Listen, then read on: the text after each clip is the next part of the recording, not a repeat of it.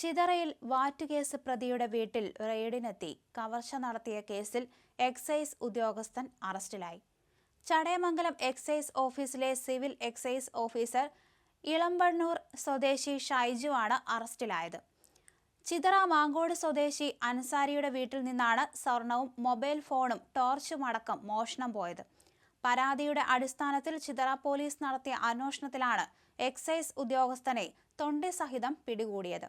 2023 December 1 Chithara Mankode തെറ്റിമുക്ക് സ്വദേശിയായ അൻസാരി വ്യാജവാറ്റ് നടത്തുന്നതിനായി ചടയമംഗലം എക്സൈസിന് വിവരം കിട്ടിയത്.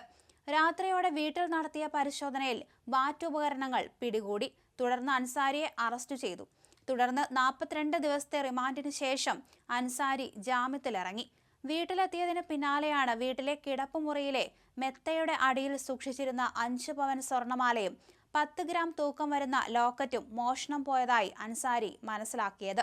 ഇതിനു പുറമെ മൊബൈൽ ഫോണും ഒരു ടോർച്ച് ലൈറ്റും മോഷണം പോയിരുന്നു. വൈകാതെ ചിതറ പോലീസിൽ പരാതി നൽകി. ചിതറ പോലീസ് ആദ്യഘട്ടത്തിൽ കാര്യമായി പരാതി അന്വേഷിച്ചിരുന്നില്ല.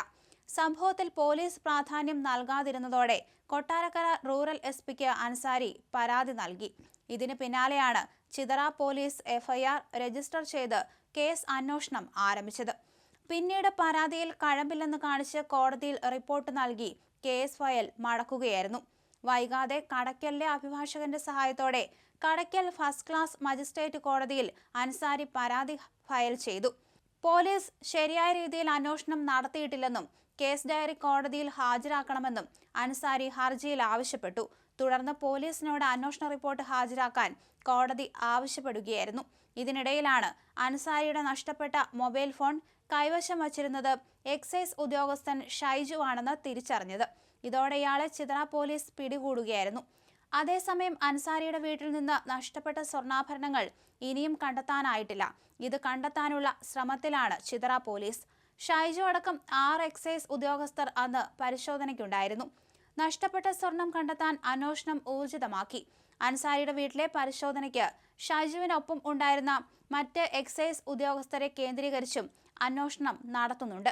എന്തായാലും എക്സൈസിന് നാണക്കേടായി മാറിയിരിക്കുകയാണ് ഈ ഒരു മോഷണ കേസ്.